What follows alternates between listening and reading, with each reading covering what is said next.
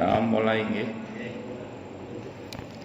Assalamualaikum warahmatullahi wabarakatuh.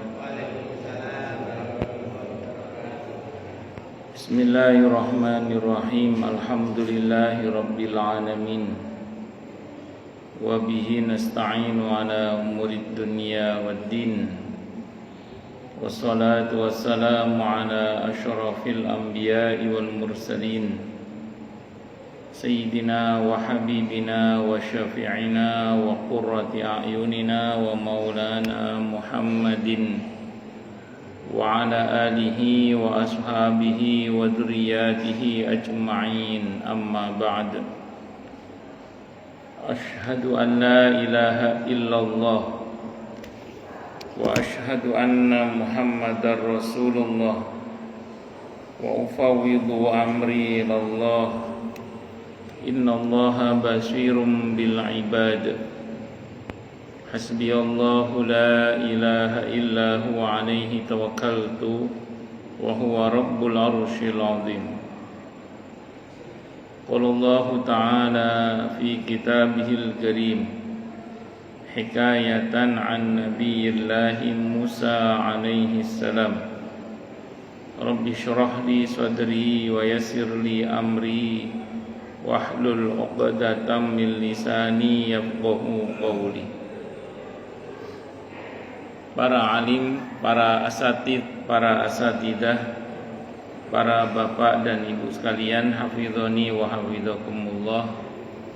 Wabil khusus segenap pengurus Masjid Asy-Syuhada yang semoga pengurusnya dan jamaahnya semoga semuanya saja selalu dalam naungan rahmat, barokah, perlindungan serta bimbingan Allah Subhanahu wa ta'ala. Amin. Allahumma amin. Allahumma inna nas'aluka ilman nafi'ah wa rizqan thayyiba wa amalan mutaqabbala wa fatahallahu alaina futuhal arifin. Allahumma inna na'udzubika min ilmin la yanfa' wa amalin la yurfa' wa qalbin la yakhsha' wa du'a'i la yusma'. Allahumma ati anfusana taqwaha wa zakkiha anta khairu man zakkaha anta waliyuha wa maulaha. Allahumma innaka afuwun tuhibbul afwa fa'fu anna. Amin. Allahumma amin insyaallah. Masih melanjutkan kajian kita tentang kitab Matan Takrib karya Abi Syuja' rahimahullah rahmatan wasi'ah wa rahimallahu ulama al-muslimin. Qala al-musannif rahimahullahu ta'ala wa nafa'ana bihi wa bi'ulumihi fid dharain amin. Bismillahirrahmanirrahim. Faslun ay hadza faslun, ini pasal menerangkan wa syaraitul hiwalati atau hawalati arba'atu asya'a, dan adapun syarat-syaratnya hiwalah. Hiwalah ini pengalian hutang. Itu ada arba'atu asya'a, 4 macam. Pak Ardianto punya hutang ke Pak Waris. Pak Fuad punya hutang ke Pak Ardianto. Jadi Pak Ardianto punya hutang ke Pak Waris, Pak Fuad punya hutang ke Pak Ardianto. Nah, suatu saat Pak Waris nagih hutang ke Pak Ardianto. Nggak ada duit, tapi volumenya harus sama ya, atau lebih. Jadi ceritanya mau nagih, pas nagih nggak punya duit, terus Pak Ardianto ngomong ke Pak Waris, kalau sekarang saya nggak punya duit, kalau mau sampean tagih utang saya, utangnya Pak Fuad ke saya. Jadi Pak Fuad punya utang sama saya, jumlahnya sama gitu. Nah, sampean tagih sana. Itu pengalihan dari harusnya Pak Waris nagih ke Pak Haryanto, diarahkan Pak Waris nagih ke Pak Fuad, itu namanya hiwalah. Tapi harus ada omongan semua, harus ada omongan itu, harus ada omongan. Nah, ada salah-salah nanti itu. Ini namanya pengalihan hutang. Boleh, tidak apa-apa itu. Jadi karena Pak Haryanto lagi nggak pegang duit, sementara Pak Waris sudah mulai nagih. Nah, karena Pak Fuad punya hutang ke Pak Haryanto yang juga waktunya bayar dengan volume yang mirip atau sama, maka boleh dialihkan penagihannya bukan ke Pak Haryanto tapi ke Pak Fuad. Biasanya dalam kasus-kasus seperti ini itu ada banyak sebab ya. Yang pertama dalam konteks yang linear tadi, memang lagi nggak ada duit, yang punya duit Pak Fuad misalnya, ya tagih ke Pak Fuad aja lah atas omongan baik-baik gitu. Tapi kadang bisa juga ini dilakukan karena misalnya gini, Pak Haryanto ini nggak cukup punya nyali nagih ke Pak Fuad. Tapi Pak Waris cukup punya nyali nagih ke Pak Fuad. Karena ada potensi itu, akhirnya Pak Haryanto ngomong ke Pak Waris, Pak Fuad itu kan punya utang sama saya nagih nggak enak ketua DKM, misalnya gitu. Jangan kan orang yayasan, misalnya orang yayasan kan mungkin berani lah nagih ke ketua DKM. Jadi utang sampean ke saya utang sampean itu nggak usah tagih ya, sama tagih Pak Fuad aja. Nanti tak omongin dia. Akhirnya Pak Fuad dibuat pekewuh gara-gara yang nagih Pak Waris misalnya itu misalnya. Bisa seperti itu, semacam itu. Tapi intinya satu, bagaimana utang itu selesai dengan baik. Itu aja sih sebenarnya. Jadi pengalihan penagihan utang itu namanya hiwala. Nah, dalam konteks yang dimaksud tadi itu, semua pihak diperintah oleh Nabi untuk mau. Jadi Pak Waris harus mau untuk membantu Pak Haryanto juga. Nah, terus Pak Fuad juga harus mau demi untuk supaya terbayarnya utangnya Pak Waris itu. Jadi bulat ngoten mawon, itu namanya hiwalah namanya. Ngoten nggih. Pengalihan hutang itu namanya bab hiwalah namanya. Ada syaratnya, ada 4 tadi ya. Yang pertama ridhaul muhil, kerelaan orang yang mengalihkan hutang. Muhil ini orang yang berhutang, berarti Pak Haryanto berarti tadi. Pak. Terus wa qabulul muhal, dan penerimaan dari pihak yang menerima pengalihan hak atau orang yang memberi hutang. Siapa? Pak Waris tadi. Wa qaunul haqqi mustaqarran fi dhimmati, dan hendaknya hak hutang tersebut telah tetap dalam tanggungan dhimmah, artinya jelas Pak Fuad punya utang ke Pak Haryanto tidak ada pengingkaran, jelas. Terus kemudian Pak Waris mengutangi Pak Haryanto itu juga jelas tidak ada pengingkaran, dan masing-masing pihak saling tahu lah bahwa nanti ini akan dialihkan hutangnya itu.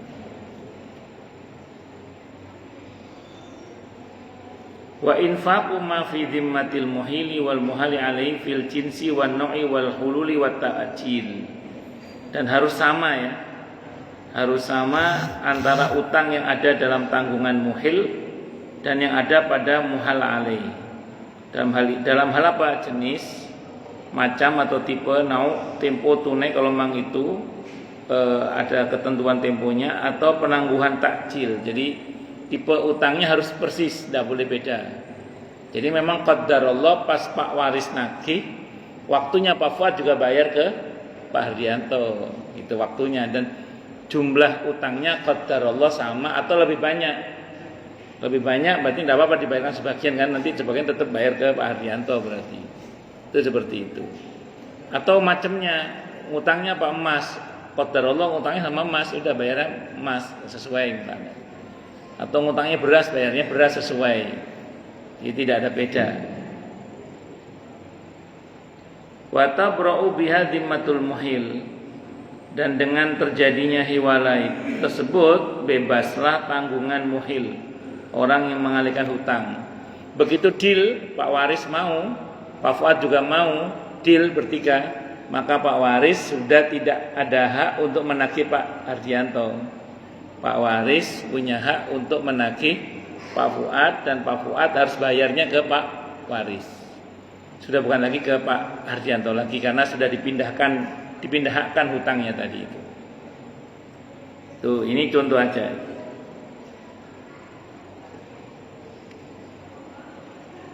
Jadi kalau kita perhatikan syaratnya tadi itu, penjelasannya gini.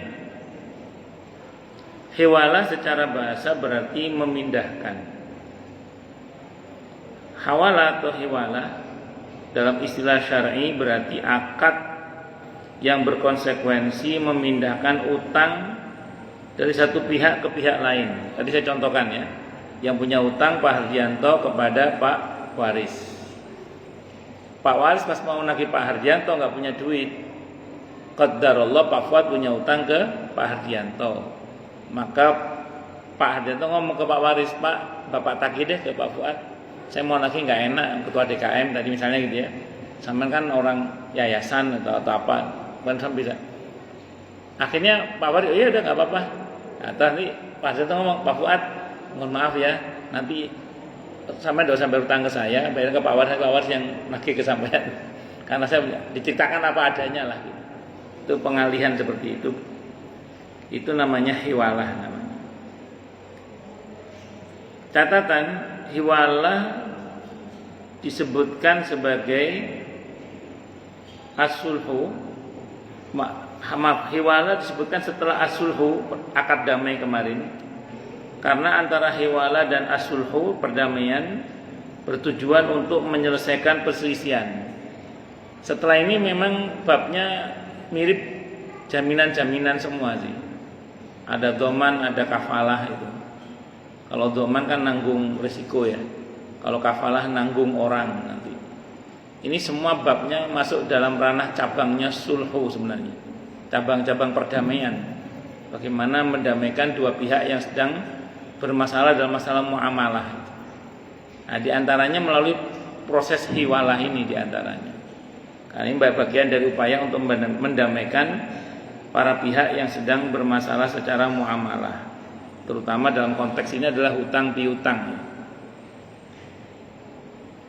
Karena Islam itu sangat memperhatikan masalah ini. Karena jangan sampai orang itu mati dalam keadaan punya sangkut paut muamalah yang belum selesai. Apalagi itu masalah hutang piutang, urusannya bisa berat ya. Bahkan potensi menjadi orang bangkrut, naudzubillah min syarri dzalik. Hiwala ini adalah bentuk pengecualian dari jual beli utang dengan utang karena butuhnya syariat akan hal ini. Sebenarnya aslinya ya tidak boleh sebenarnya ini. Jual beli kan kayak mirip jual beli utang kan, kayak barter, jual beli utang. Aslinya tidak boleh, aslinya.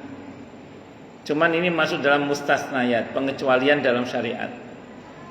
Jadi dalam kalau kita pernah ngaji usul fikih itu ada satu kaidah yang berbunyi likulli qaidatin mustasnayat.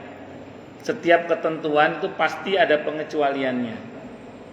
Nah, termasuk ini. Aslinya jual beli hutang seperti ini tidak boleh. Tapi rupanya ini dimasukkan dalam pengecualian. Siapa yang berhak mengecualikan? Siapa yang berhak mengecualikan?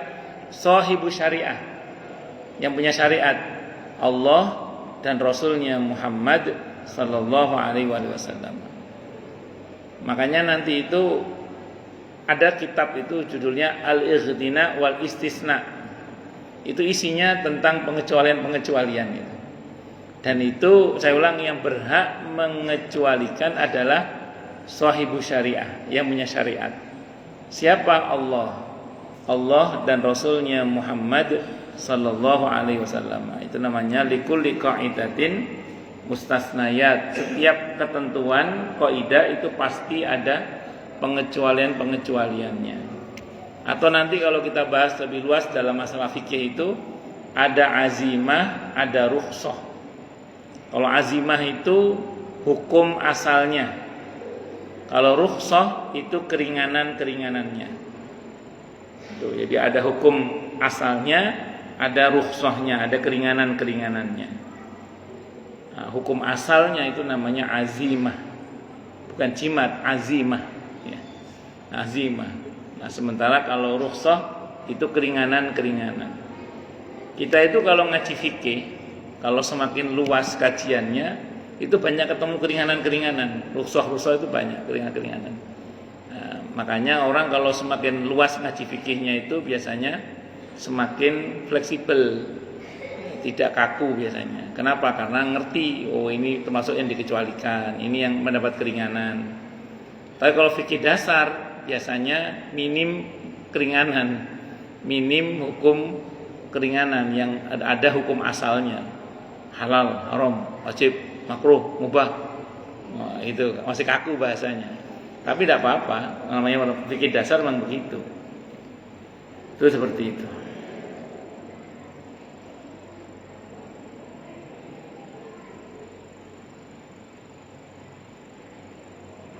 Dalil mengenai pembinaan utang adalah ini, karena kenapa kok diperbolehkan? Karena Sahih Bukhari yang membolehkan. Di mana kita mengetahuinya? Dari sebuah hadis. Ini sebab kenapa ini dikategorikan tadinya terlarang kok menjadi boleh, karena ada dalil yang mengecualikan. Dan yang mengecualikan adalah Sahih Bukhari, yaitu Allah dan Rasulnya Muhammad sallallahu alaihi wasallam. Hadisnya riwayat Al-Bukhari dan Imam Muslim. An Abi Hurairah, terceritakan dari Abi Hurairah radhiyallahu an, anna Rasulullah, sungguhnya Rasulullah sallallahu alaihi wasallam, qala, beliau bersabda, matrul ghani zulmun, menundanya orang yang mampu bayar utang kok tidak segera bayar utang, zalim. Matlul ghani zulmun. Jadi kalau ada orang mampu bayar utang kok sengaja tidak segera bayar utang, ditunda, maka zalim. Maka dalam Islam, hal yang harus kita taruh nomor satu terkait dengan perencanaan keuangan kalau dia seorang muslim adalah satu, itu bayar utang. Satu itu bayar utang itu.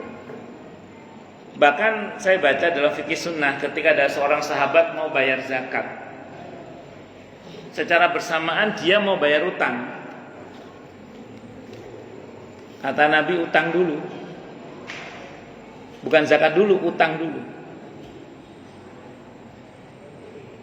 Kalau ada orang sudah waktunya bayar utang dan dia mampu bayar utang, kok tidak segera bayar utang, malah beli kesenangannya sendiri, maka itu zalim.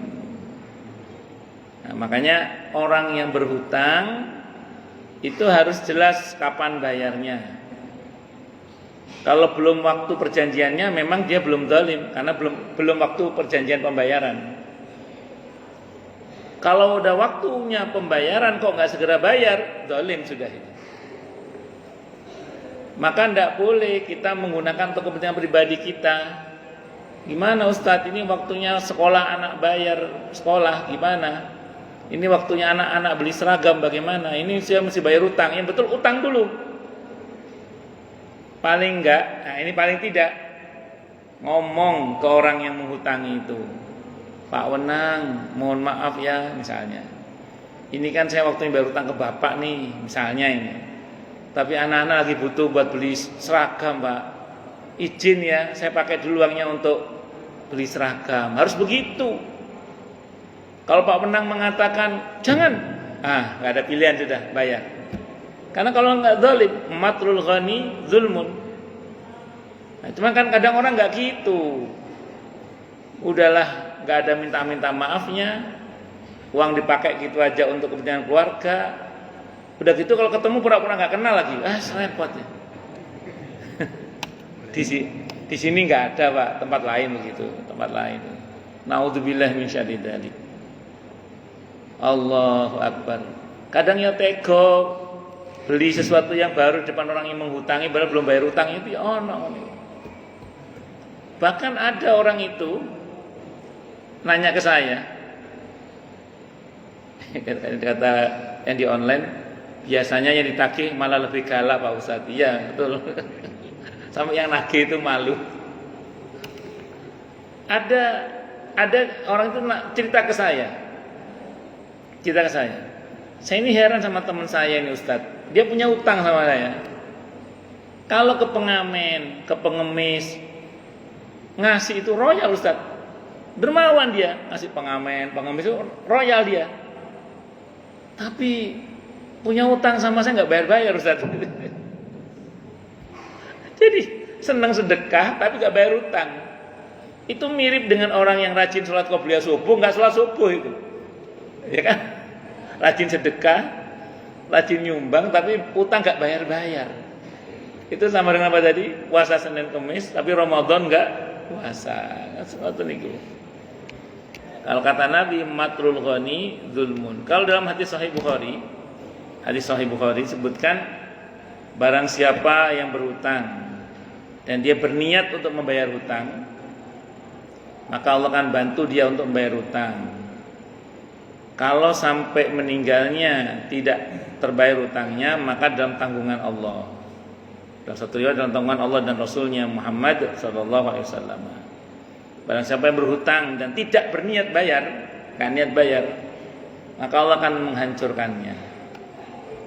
Namanya atau berniat untuk jahat lah, itu Allah akan menghancurkannya. Makanya hati-hati orang kalau berhutang harus punya niat membayar. Harus punya niat itu apa? Al-qasdu, kesengajaan kuat. Jadi niat itu al-qasdu, kesengajaan apa? Kuat untuk membayar. Faida utbi ahadukum ala mali'in falyattabi'. Maka apabila salah seorang dari kalian dipindahkan kepada seorang yang mali itu orang yang kaya, maka ikutilah. Maksudnya orang yang Pak Waris tadi kan mau dipindahkan utangnya ke Pak Fuad. Jadi nagihnya itu ke Pak Fuad. Maka Pak Waris harus mau. Dan Pak Fuad juga harus mau. Dalam konteks ini kan tadi Pak Haryanto maunya utang ke Pak Waris. Pak Waris mau nagih ke Pak Haryanto nggak ada duit. Tapi Pak Fuad punya utang ke Pak Haryanto.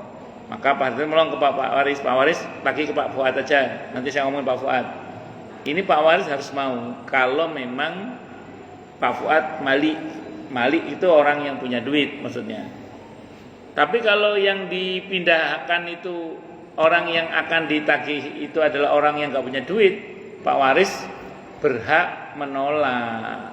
Maaf, naudzubillah. Misalnya Pak Fuad termasuk yang nggak ada duit, terus Pak Waris tahu, lah sampai tuh nggak tahu apa. Pak Fuad itu mana pegang duit Pak Fuad itu misalnya. Saya nggak mau. Nah, berhak menolak. Kenapa? Karena bukan mali, bukan orang yang punya duit. Itu karena ternyata Pak Fuad uangnya dipegang oleh ibu misalnya gitu. misalnya. Jadi Pak Waris berhak menolak. Kenapa? Karena Pak Fuad nggak pegang duit orangnya. Ya yang lain lah, masa Pak Fuad yang gitu misalnya. Boleh. Tapi kalau Pak Fuad pegang duit dan orang mampu, maka nggak ada pilihan, Pak Waris harus mau.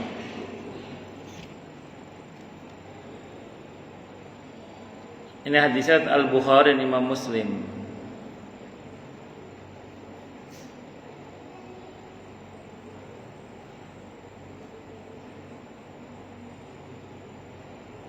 Para ulama menjelaskan begini. Pas penjelasan hadis tadi itu para ulama menjelaskan bahwa penundaan pembayaran hutang dari seorang yang kaya adalah sebuah kezaliman. Yaitu seseorang enggan melunasi utang yang menjadi kewajibannya padahal ia kaya dan mampu untuk melunasi ini. Ini adalah suatu bentuk kezaliman karena enggan menunaikan kewajiban. Karena setiap orang wajib melunasi utangnya dengan segera.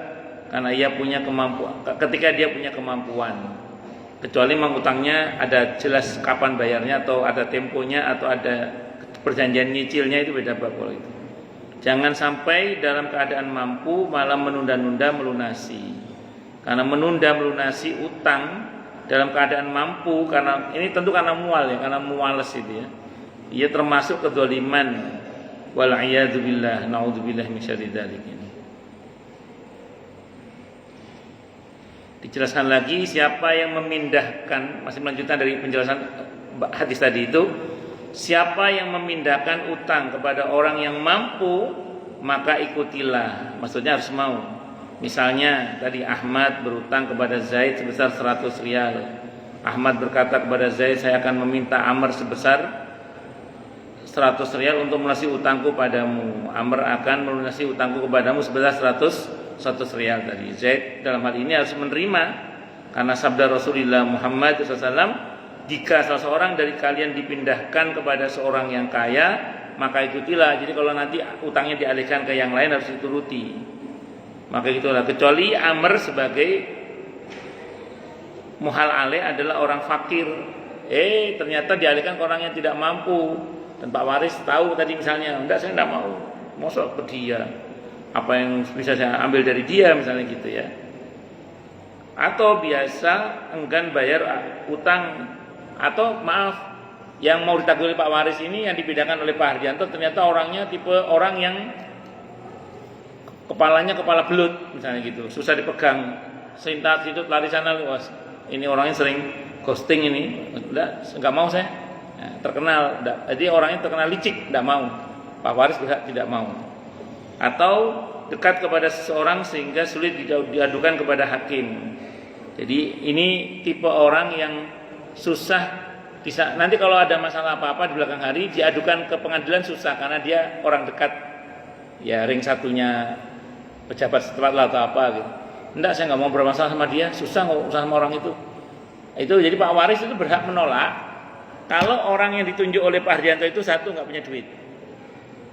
Apa yang mau saya tagih dari dia? Ya itu. Atau yang kedua, ini tipe belut tadi. Tipe belut itu tidak bisa dipegang, licin. Seperti belut yang dikasih oli. So, udah tambah licin. Susah megangnya ini. Tidak mau, berhak Pak Waris menolak. Dan Pak Waris tahu betul orang itu seperti itu. Dan atau tadi, orang ini sulit diperkarakan ke pengadilan kalau ada masalah apa-apa. Kenapa? Karena dia dekat dengan penguasa misalnya. Nah, ini enggak, saya enggak mau. Dia itu tim suksesnya wali kota yang ini kok, nanti kalau ada masalah apa-apa susah saya ngurus orang ini misalnya. Boleh. Tapi selagi tidak ada semua itu, maka Pak Waris wajib mengiyakan. Nah, jadi dalam kasus hiwala ini kita diperintah untuk mengikuti alurnya sesuai dengan ketentuan yang diatur dalam syariat. Rukun hiwala yang pertama adanya muhil. Muhil ini yang memindahkan utang kepada yang lain. Dalam kasus yang seperti saya contohkan tadi, Pak Hardianto, Pak Waris dan Pak Fuad, maka muhilnya di sini adalah Pak Hardianto berarti. Yang kedua muhal atau muhtal, yang berutang kepada muhil.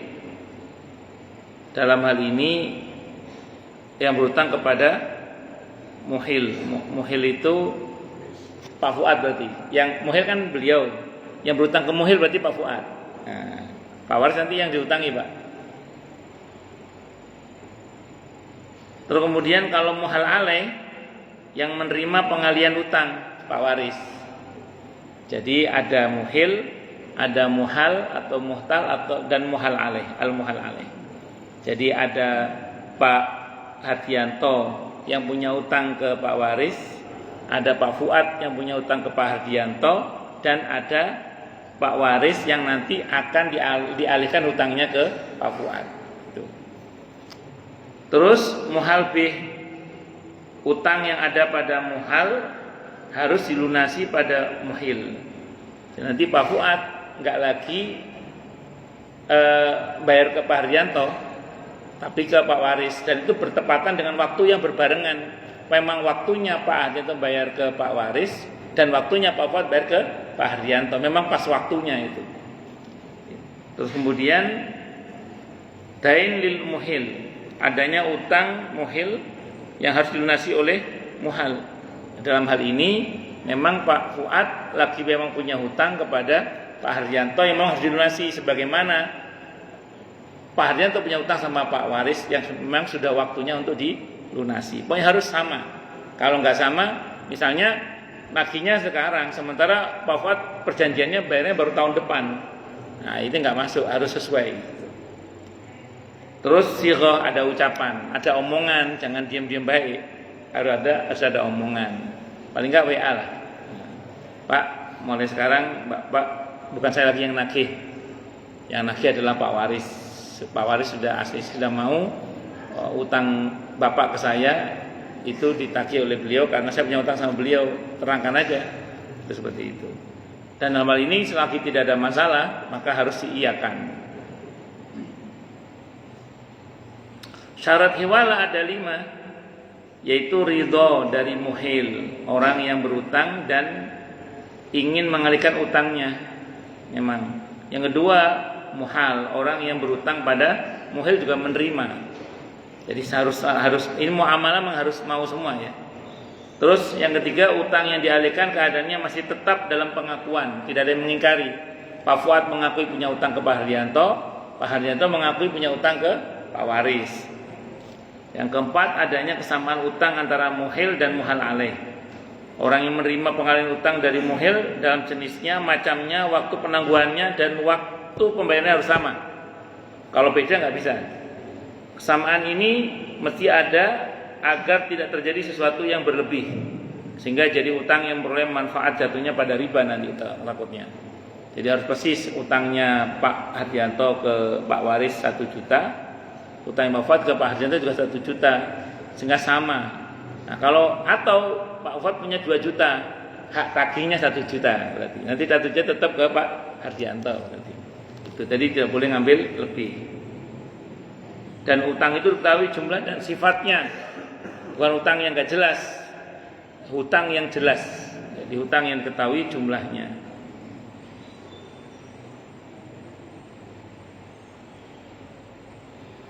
Muhal alaih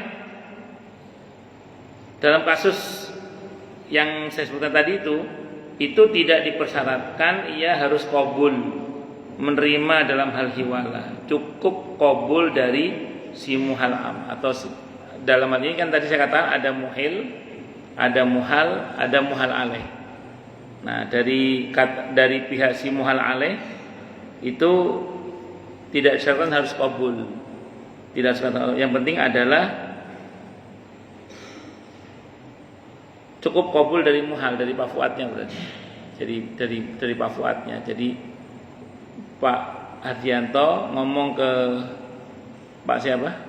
Pak Waris, terus Pak Waris nanti disuruh nagih ke Pak Fuad, terus kemudian Pak Fuad sudah tidak perlu lagi berkebahan itu, tapi ke Pak Waris itu cukup ya, kalau deal ya sudah jadi.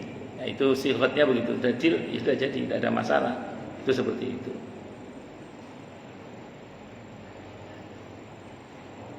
Oh maaf, harus ada qabul dari Pak siapa? Pak Waris. Iya, Pak Waris. Kalau Pak Waris mau, deal. Kalau Pak Waris nggak mau, udah nggak jadi. Itu seperti itu. Wallahu a'lam bishawab.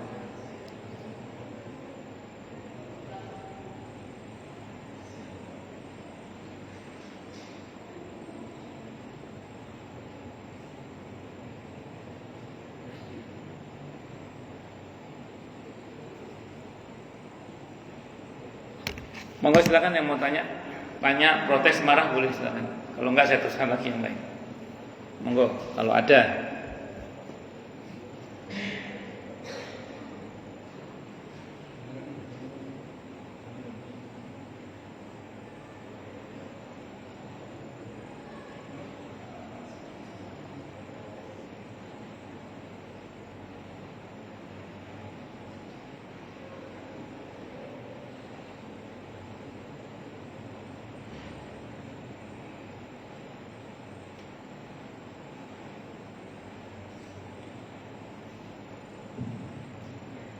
Assalamualaikum warahmatullahi wabarakatuh. Waalaikumsalam warahmatullahi wabarakatuh.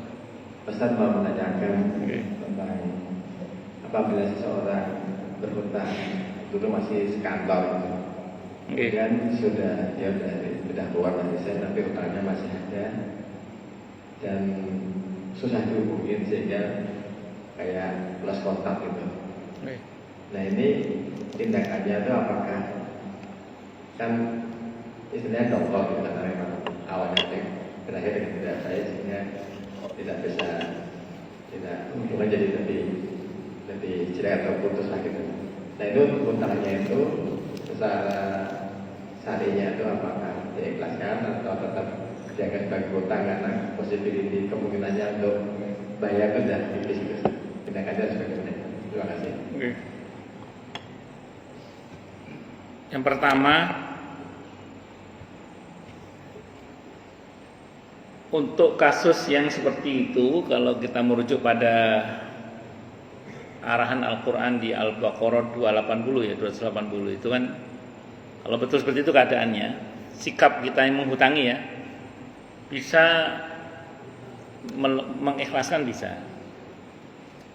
Kalau Bapak mau, kalau Bapak nggak mau, ya nggak apa-apa, tanggungan di akhirat tadi nanti, urusannya di akhirat berarti.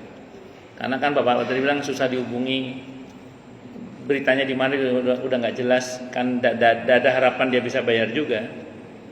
Nah, daripada jenengan makan hati kan, udah saya ikhlasin aja deh. Nah, mengikhlaskan itu nggak harus ngomong ke orangnya, dalam hati aja boleh. Cuman kalau ngomong dalam hati, belum terjadi pemindahan hak. Kalau suatu saat Bapak ketemu dan dia tobat, qadarullah duitnya banyak, bayar ke Bapak terima, bayar utangnya masih boleh, nggak ada masalah. Karena Bapak hanya mengikhlaskan dalam hati, tidak pernah ngomong. Jadi mengikhlaskan hutang itu nggak harus ngomong. Tapi ya gitu, kalau belum ngomong, tetap dapat pahala besar. Saya punya kitab kumpulan Sahih Hadis Qudsi. Itu orang kalau dalam hati ya mengikhlaskan hutang yang dimaksud itu pahalanya surga. Jadi Pak Fuad insya Allah udah pegang tiket surga. Betul itu, hadisnya sahih. Kalau jenengan mengikhlaskan dalam hati aja, nggak usah ngomong. Saya ulang, kok suatu saat dia ketemu, terus dia tobat dan qadarullah duitnya banyak. Pak Fuad, saya punya utang sama Bapak dulu, ini saya bayar sekarang. Oh ya, makasih. Bapak masih berhak menerima pembayaran utangnya. Kenapa? Karena tidak ada pemindahan hak, hanya dalam hati aja Bapak. Nah, dari pihak yang diikhlaskan itu, hubungan dengan Bapak dia ringan karena sudah Bapak ikhlaskan. Tapi kalau dia tidak tobat kepada Allah, urusan sama Allah yang berat. Kenapa? Karena berhutang itu tidak hanya dosa kepada manusia, tapi juga dosa kepada Allah. Jadi enggak bayar hutang itu dosa besar. Harus tobat itu. Ngoten nggih? Itu yang pertama. Nah, kalau jenengan tidak mengikhlaskan, itu hak jenengan. Hak Pak Fuad tidak. Terus tak tuntut di akhirat engko lah. Lumayan. Silakan dipilih, apa pilih jaminan masuk surga karena mengikhlaskan hutang, atau nanti berurusan di mahkamah Allah dengan harapan dapat untung dengan dia tidak bayar hutang kepada Bapak, dapat untung surplus pahala. Monggo. Tapi saran saya sih diikhlaskan aja dalam hati. Kenapa? Karena kalau kita berurusan di mahkamah Allah itu ngerinya nanti kita yang kalah pas berkasus. Mending diikhlaskan. Tapi dalam hati aja, nggak harus ngomong. Saya ulang, kalau kita ikhlaskan dalam hati, kalau suatu saat dia bayar, gitu. Karena kan kita nggak tahu orang tobatnya kapan, kan kita nggak tahu. Ini yang lagi online ini dia pernah cerita sama saya. Suatu saat beliau lagi butuh duit ceritanya, lagi butuh duit. Di tengah lagi butuh duit itu, qadarullah ada seseorang yang datang kepada beliau bayar utang sebesar kebutuhan uang beliau di bulan itu. Orang ini cerita, dapat hidayahnya, cerita orang ini. Saya takziah Bu, ustadznya pas ceramah bahas masalah utang. Rupanya ceramah ustadz ini qadarullah menyentuh hatinya, tobat. Akhirnya nemui beliau bayar utang. Pas qadarullah beliau itu lagi butuh duit. Dan yang dibayar sejumlah uang yang beliau butuhkan pada bulan itu. Dengan izin Allah. Nah, itu andaikan dalam hati sudah karena beliau sudah lupa dengan orang itu. Karena sang lawamanya itu. Andailah kan sudah diikhlaskan dalam hati, maka pembayaran utang itu masih berhak untuk diterima. Kenapa? Karena belum ada penyerahan. Belum ada penyerahan secara akad gitu. Tapi sudah diikhlaskan secara hati. Nah, saran saya kalau daripada jadi beban pikiran, mending diikhlaskan dalam hati mawon. Ngaten nggih daripada jadi beban pikiran. Ngaten. Ini ada yang nanya. Pak Ustadz, ada berapa? Ada 2 pertanyaan. Satu. Pak Ustadz izin tanya, kalau kita punya niat untuk membebaskan hutang seseorang, tapi tiba-tiba membatalkan karena ternyata ada kebutuhan mendadak, kira-kira zalim enggak? Boleh atau tidak? Tadi saya ulang, mengikhlaskannya dalam hati saja. Gak usah pakai ngomong. Kalau udah ngomong tapi ini ya, udah utang kamu ke saya udah saya anggap lunas. Oke, terima kasih. Udah ijab kabul, selesai dah itu. Udah terjadi pemindahan hak. Kalau udah terjadi pemindahan hak, berarti nggak berhak lagi untuk dibatalkan, nggak berhak lagi untuk dibatalkan. Tapi kalau baru ngomong dalam hati, boleh dibatalkan. Tapi nggak usah dibatalkan, nggak usah dibatalkan. Tetap ikhlaskan saja dalam hati. Kalau suatu saat misalnya butuh, ya tidak apa-apa diralat berarti. Saya tagih deh, silakan aja tidak apa-apa karena belum terjadi pemindahan hak. Jadi kalau belum terjadi pemindahan hak, gini, jangankan belum terjadi pemindahan hak, belum qobet saja, walaupun sudah ada kata-kata, itu masih bisa dibatalkan. Saya contohkan kemarin ya dalam bab hibah. Misalnya Pak Nurdin bilang ke istrinya, sayang, ini udah mobil buat kamu gitu ya, mobil buat kamu. Nah istrinya Pak Nurdin bilang oke, tapi belum diterima BPKB-nya sama SNK-nya. Besoknya Pak Nurdin berubah, sayang ketoke gak sido tak jual aja mobilnya. Boleh dibatalkan hibahnya itu. Kenapa? Karena belum diterima, belum qobet. Makanya saya cerita ke ibu-ibu kemarin kan, kalau ibu-ibu suami ngomong, udah mah itu mobil buat kamu. Oke Pak, mana BPKB-nya? Mana SNK-nya? Qobet terima. Kalau udah diterima nggak bisa dibatalkan itu. Iya, tapi kalau belum diterima masih bisa dibatalkan. Itu seperti itu. Jadi dalam kasus hibah, selama sudah ada penyerahan secara akad padahal, tapi belum ada qobet penerimaan, masih bisa dibatalkan. Itu secara fikih itu gitu. Apalagi ini kan kita baru mengikhlaskan dalam hati. Kalau baru dalam hati, ya masih bisa dibatalkan. Ngomong aja masih bisa dibatalkan selama belum terjadi qobet ya, penerimaan itu. Wallahu a'lam bishawab. Nggih. Monggo Pak Adrianto. Jadi tidak zalim insyaallah.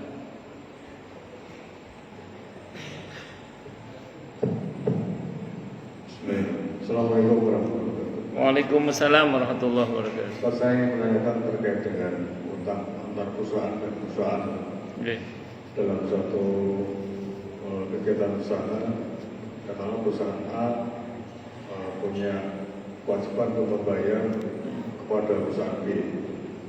Setelah satu tempo dan lebih dari tempo itu sudah terbayarkan, hingga perusahaan B yang si penagih itu membebankan semacam denda, misalkan denda sekian persen dalam hitungan mereka.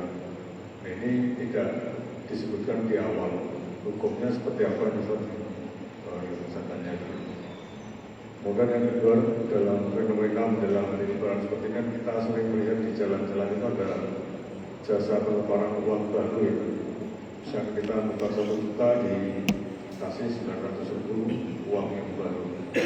Ini hukumnya apa? Assalamualaikum warahmatullahi wabarakatuh.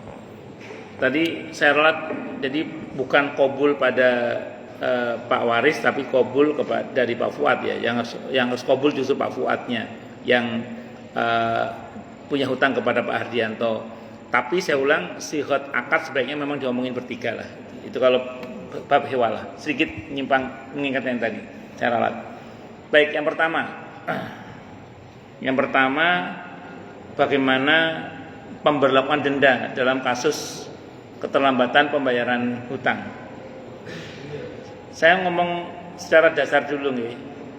denda dalam pembayaran hutang seperti itu riba jahiliyah. Jadi riba jahiliyah itu dulu kalau ada orang bayar hutang ada keterlambatan itu dikenai denda. Dan itu jenisnya adalah riba jahiliyah. Satu dulu ya, itu rumusnya itu dulu. Jadi pemberlakuan denda dalam hal ini itu adalah riba jahiliyah.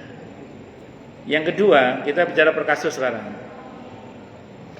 Kalau yang bersangkutan itu lagi pailit atau lagi bangkrut, lagi sulit membayar hutang, harusnya kan yang berlaku adalah dari pihak yang menghutangi itu memberikan keringanan dalam pembayaran atau tempo yang lebih lama atau bahkan diikhlaskan, itu harusnya. Jadi bukan malah didenda.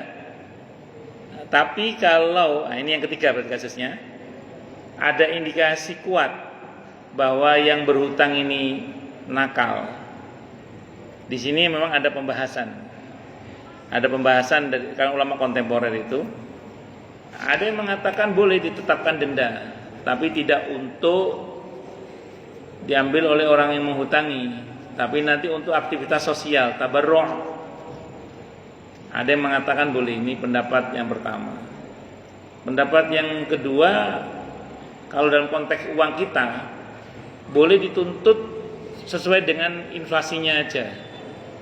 Karena dia terlambat pembayarannya, nilai uang semakin berkurang karena inflasi, maka dia boleh menuntut pembayaran plus inflasinya.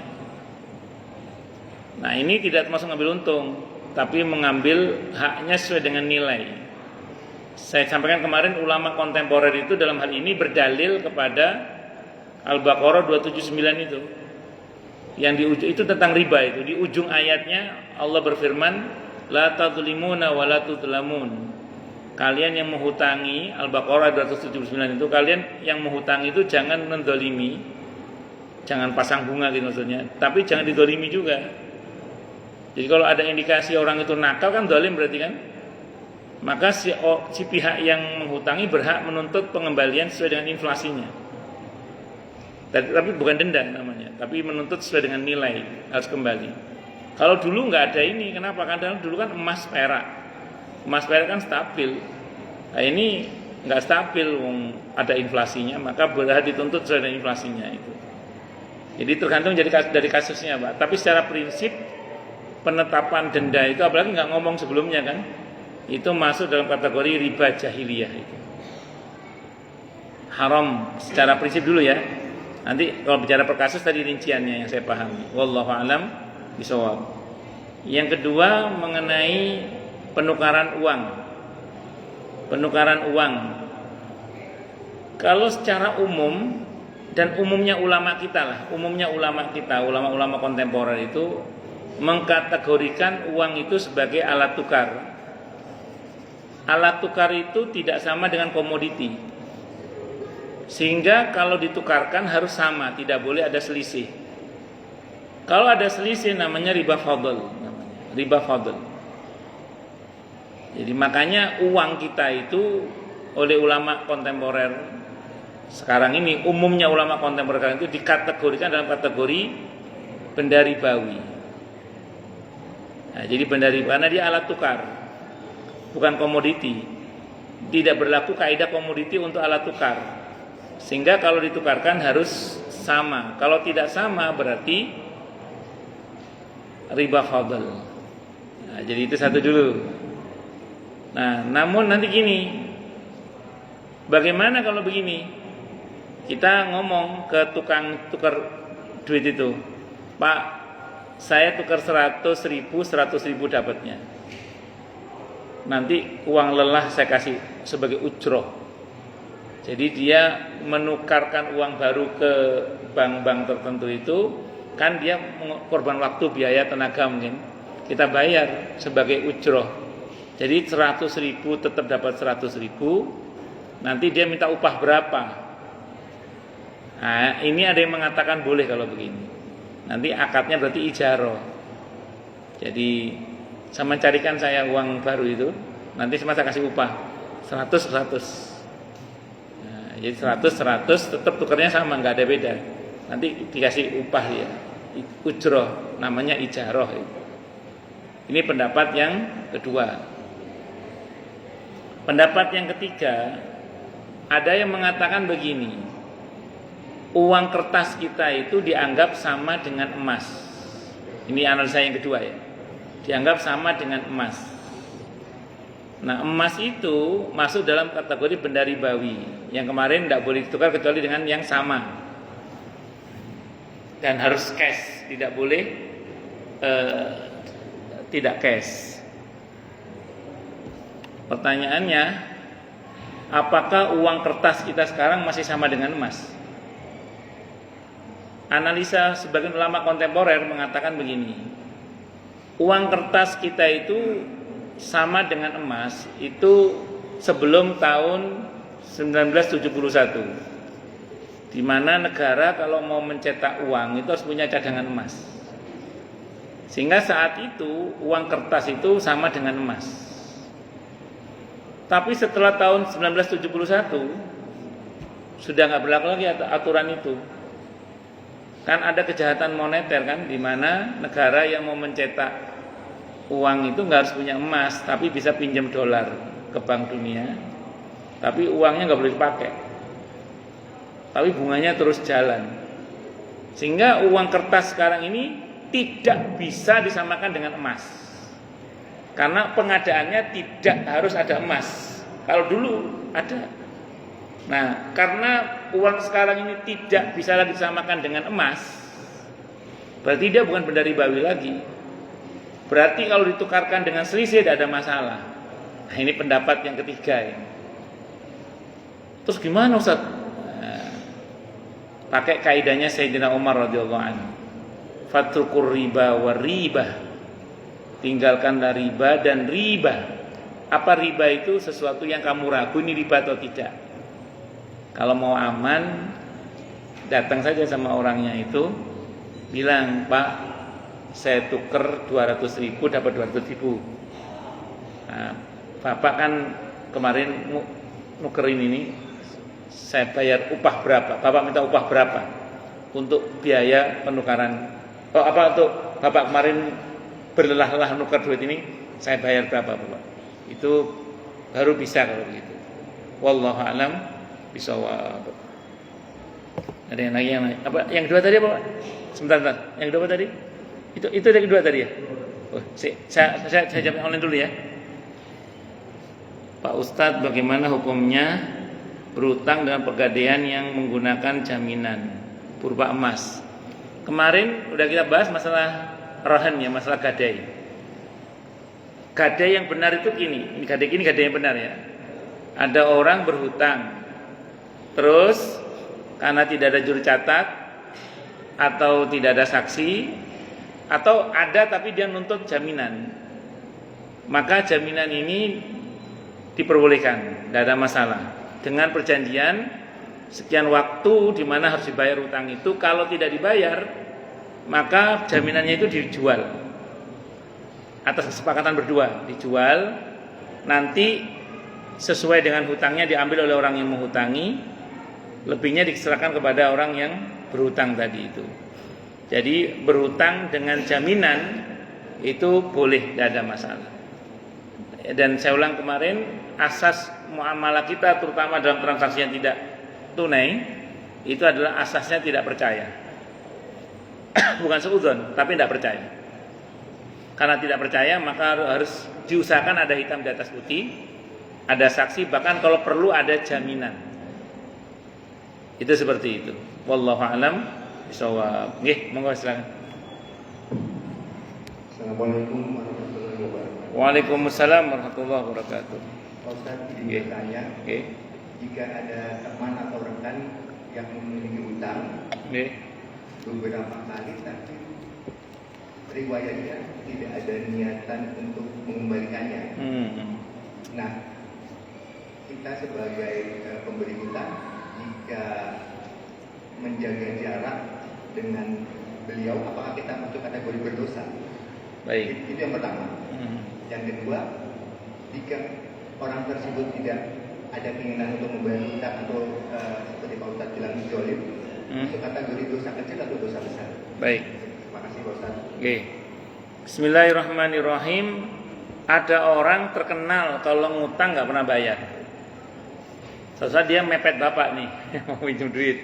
Bapak menghindari dia karena bapak tidak mau berkasus dengan yang bersangkutan karena semua orang tahulah siapa orang ini. Maka itu namanya bapak menghajar seseorang ya, menghindari seseorang karena bapak bukan menghindari orang, yang lebih tepat menghindari hal buruk yang mungkin terjadi kalau bapak bermuamalah dengan dia sebenarnya. Sampai situ tidak ada masalah sih Pak sebenarnya. Nah, karena dalam Islam ada prinsip la dharara wa la dirara. Kita tidak boleh berbuat sesuatu yang membahayakan diri kita dan orang lain. Jadi kalau bapak akan bermuamalah dengan dia, bapak merasa akan terancam bukan terancam. Kalau terancam itu enak ya. Bapak boleh, silakan, tidak ada masalah. Bahkan kalau orang ini terkenal memang kalau ngutang suka nggak bayar, kalau sesaat ada teman baru yang dipepet sama dia, bapak boleh menceritakan. Kalau bahasanya para ulama, udhkuru fajral fajir liyahdharun nas. Sebutkan keburukan orang yang buruk supaya orang lain selamat dari tipu dayanya. Boleh Pak, tak apa-apa. Itu seperti jadi bapak tidak hanya menghindari, bapak ceritakan pun tentang orang ini asal memang valid ya. Bahwa dia memang begitu, boleh Pak, tidak ada masalah. Supaya orang lain selamat dari tipu daya orang ini. Itu satu. Yang kedua apa tadi Pak? Seandainya dia memang zalim untuk tidak membayar. Oh, dosa besar. Tidak bayar utang itu dosa besar. Oke, jadi tidak bayar utang itu dosa besar, bukan dosa kecil, dosa besar. Wajib tobat.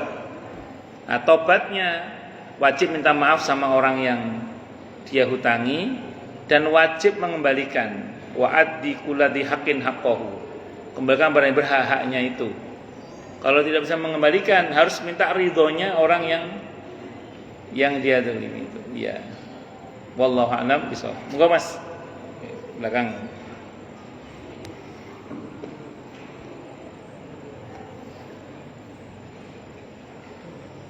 Pak Ustaz, Iya. saya hanya ingin sedikit istifsar atas penjelasan antum. Iya. Yang dimana pertama tadi sebenarnya penjelasan antum terhadap akad ijab dan qabul itu sudah benar. Penjelasan pertama, cuma setelahnya antum mengoreksi lagi menjadi penjelasan yang dimana menurut saya kurang tepat. Iya. Karena yang pertama di dalam Hasyiah Bajuri atas Fathul Qarib itu dikatakan bahwasanya al-muhil itu adalah man alaihi daynun atas muhtal. Jadi muhil itu orang yang punya hutang kepada muhtal dan dia di satu sisi atau di satu waktu juga memiliki piutang kepada muhal alaih. Yang menjadi syarat pertama itu dia adalah ridho al-muhil. Adanya ijab dari si muhil tadi yang punya hutang kepada muhtal dan juga yang punya piutang kepada muhal alaih. Lalu syaratnya setelahnya itu ada yang namanya qabul dari muhtal. Berarti penerimaan dari orang yang memang dia ini punya piutang atas muhil. Jadi penjelasan pertama tadi sudah benar. Ada fulan A, fulan B dengan fulan C. Ijab dan qabul ini terjadi antara fulan A dengan fulan C, bukan kepada fulan A dengan fulan B. Contoh misalnya ada fulan A, dia punya hutang kepada fulan C dan di satu sisi dia punya piutang kepada fulan B.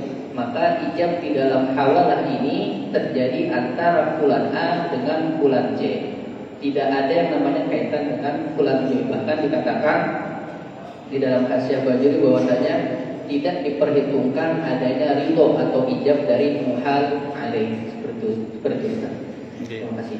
Ya udah, sarahnya begitu ya, sampein yang betul. Nggih. Ya sarahnya begitu, sampein yang betul. Ya. Nggih, matur nuwun. Berarti yang pertama tadi betul ya berarti ya. Ya, saya matur nuwun. Terima kasih. Itu sarahnya kitab takrib itu dan kitab al-bajuri itu. Oke, matur nuwun Ustaz nggih. Monggo yang lain silakan kalau ada. Nggih.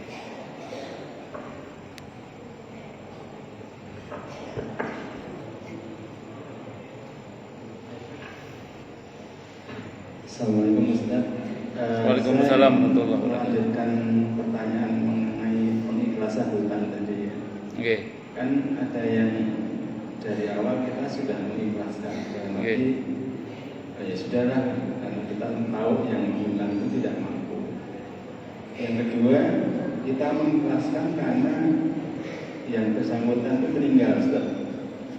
Meninggal sudah, ya udah saya ikhlaskan. Yang ketiga, kita mengikhlaskan dan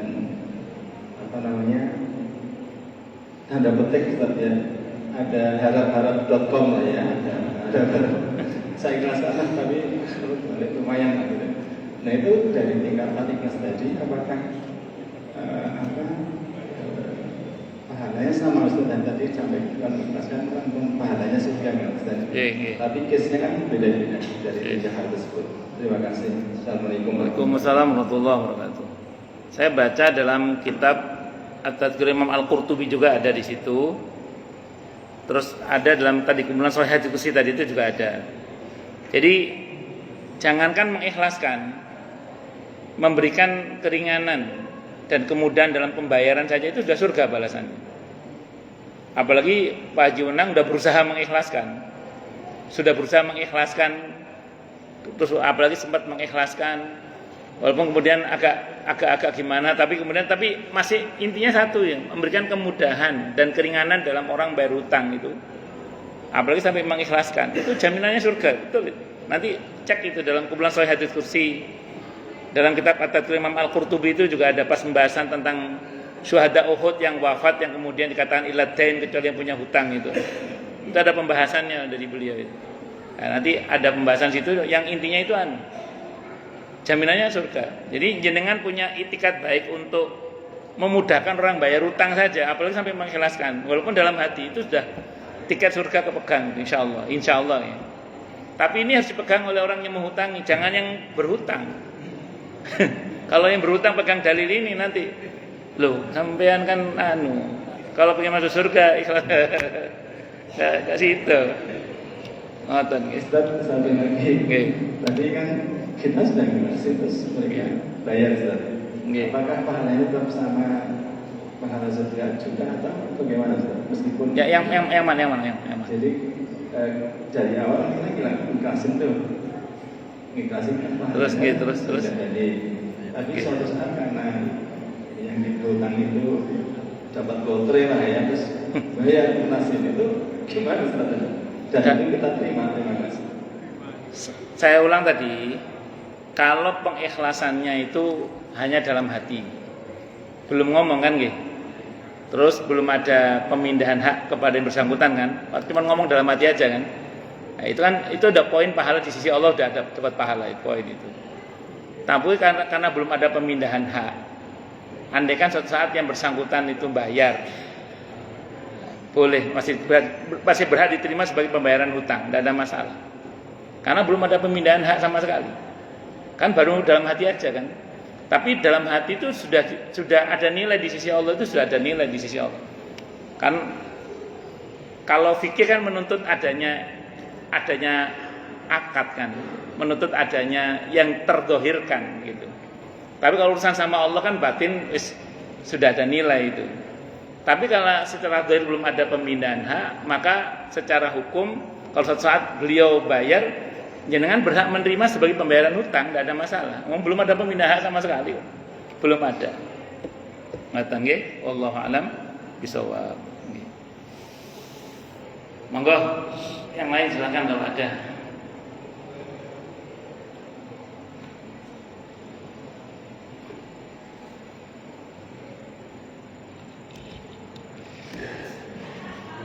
Iya, monggo Mas.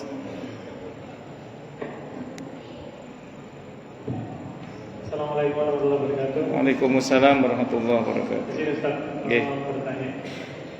Jadi dulu tuh sempat pernah ada transaksi rumah terus kayak gitu Ustaz ya. Terus kemudian sama kita coba tarik dananya, ternyata sudah dipakai sama penjualnya gitu. Terus sudah bertahun-tahun nggak dipakai. Saya sempat kepikiran gimana kalau pakai jasa penagih hutang gitu. Nah itu kalau menurut Ustaz seperti apa Pak kayak gitu? Karena kalau dilihat-lihat ini nggak ada niatan untuk mengembalikan gitu.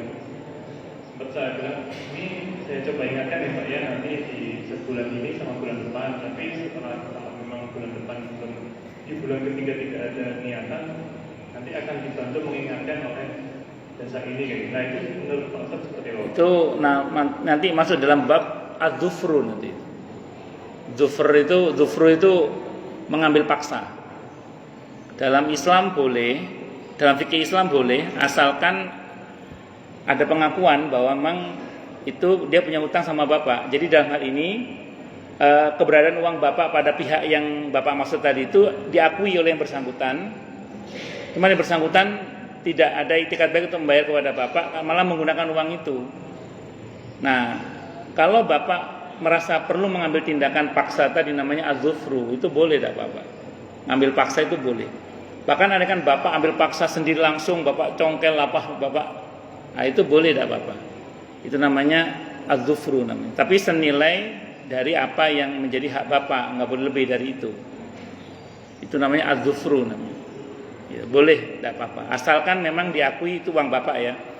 Tapi kalau ada pengingkaran dari pihak yang dimaksud, diselesaikan dulu sampai jelas statusnya, baru nanti disuluh dulu, dia akad damai dulu kalau dimungkinkan, kalau enggak baru diambil tindakan dzufru tadi, itu boleh, tidak ada masalah. Wallahu a'lam bishawab.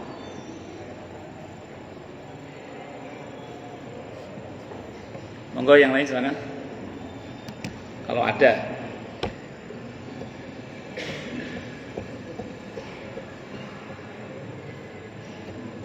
Oke. Oke.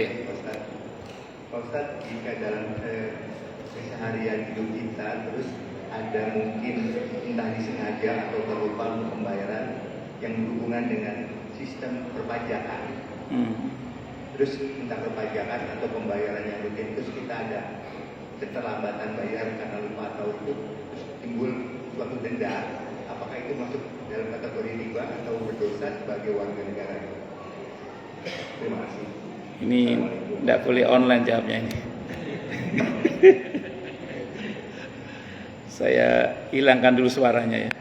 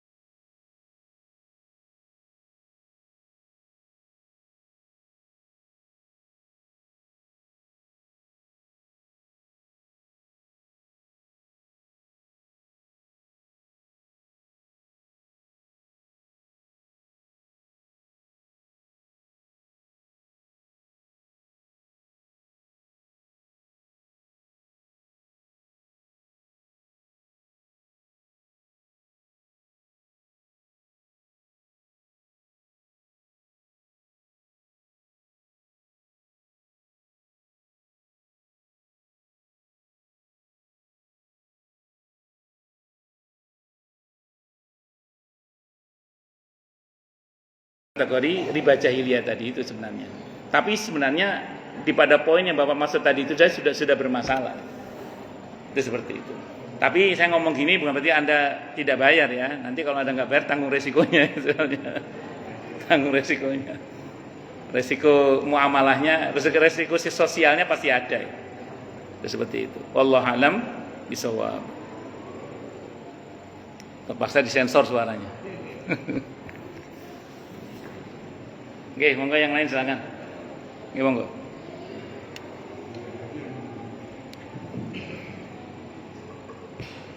Ini pertanyaannya masih terkait dengan pertanyaan Pak Dian barusan. Oke.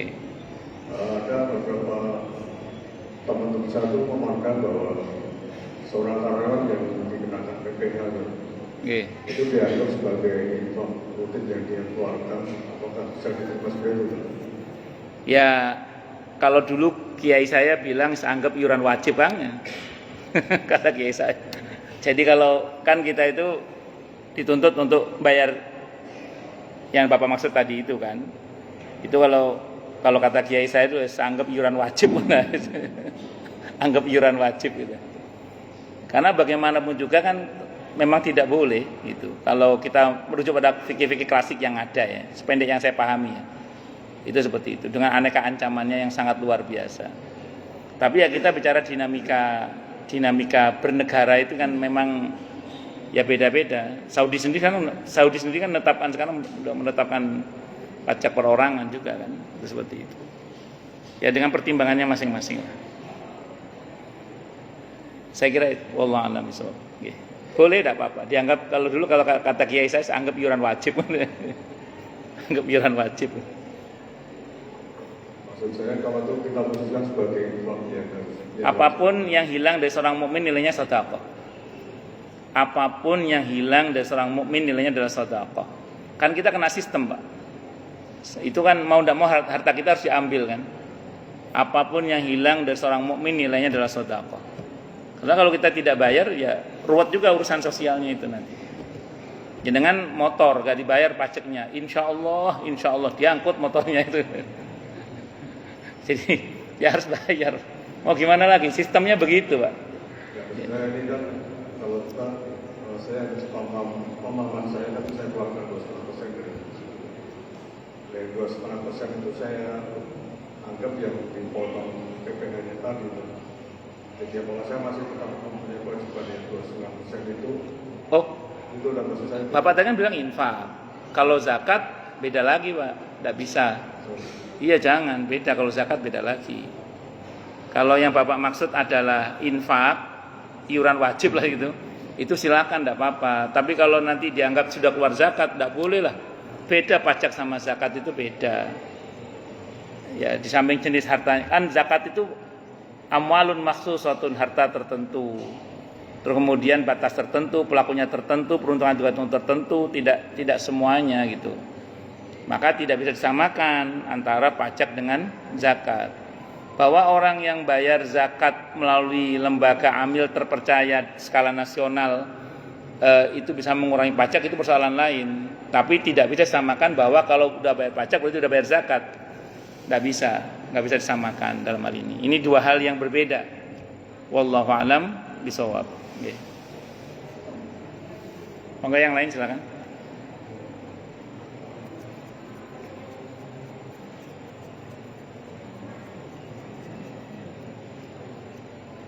Jelas semua atau tidak jelas semua? Cukup nggih?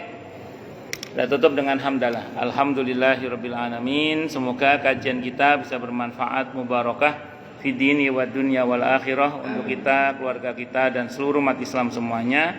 Dan mudah-mudahan kita semua dijadikan oleh Allah sebagai orang-orang yang sukses dunia akhirat, selamat dunia akhirat, bahagia dunia akhirat, dan dipermudah setiap urusan kita oleh Allah fid dini wad dunya wal akhirah. Semoga Allah limpahkan hidayah selalu untuk kita, semoga Allah tingkatkan selalu hidayah untuk kita, dan semoga Allah berikan hidayah untuk siapapun yang melihat kita. Subhanakallahumma bihamdika asyhadu an la ilaha illa anta astaghfiruka wa atubu ilaik. Sallallahu alaihi Muhammad wa ala alihi wasallam. Saya mohon maaf. Assalamualaikum warahmatullahi wabarakatuh. Waalaikumsalam warahmatullahi wabarakatuh. Assalamualaikum warahmatullahi wabarakatuh. Jamaah itikaf Masjid Syuhada yang dimuliakan Allah Subhanahu wa taala. Alhamdulillah snack roti sudah tersedia di depan